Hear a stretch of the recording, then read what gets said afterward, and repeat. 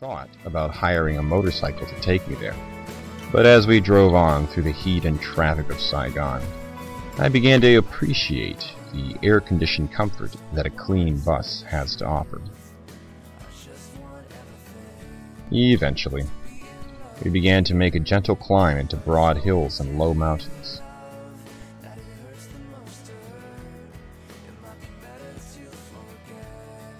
Finally, in the last half hour of the trip, we made a winding ascent to the bus station in Dalat.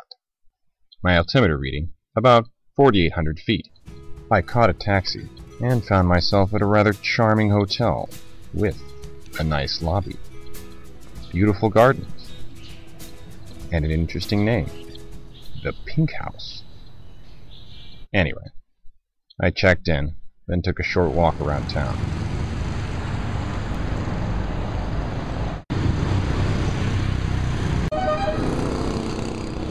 The hotel owner's son talked me into doing a tour the next day. So early in the morning, I was on the back of a scooter, shooting through the streets of Dalat. I had dragged my A2 jacket the whole way to Vietnam, wondering if I would ever need it in the tropics. Yet, on that bike, in the chilly dawn air, the thick horsehide suddenly came in real handy. The road broke out into the countryside, and if I just looked at the dry landscape with the brown soil and pine trees, I could swear I was in Colorado or California. The young lady who was my guide took me to our first stop, fields of coffee trees. I had enjoyed the thick, good-tasting coffee since I came to Vietnam. I was then shown a silk factory,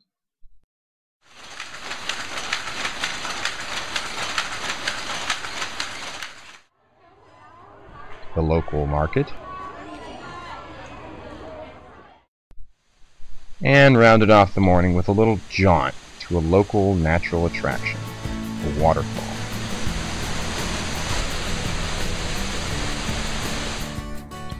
We took a short path down, foot in hand, which wound its way through caverns not quite measureless to man.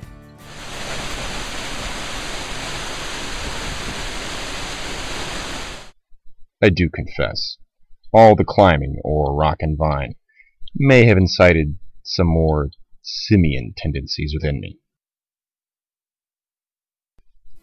For lunch, my guide said she would take me to visit a local tribal minority group.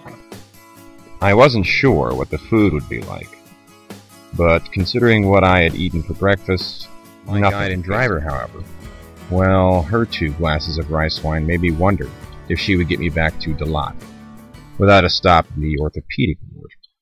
Somehow, our drive through the fields and the mountains was uneventful and scenic. Maybe it was the chilly air. But just to be safe, at the end of the day, I suggested we round off our time with some good stiff coffee at a cafe in Dalat. Besides, my jet lag was getting to me.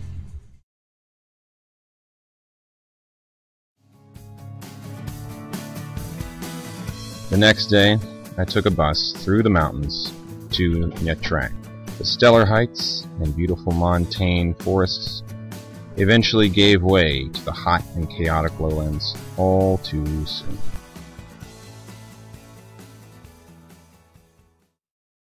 And unbeknownst to me,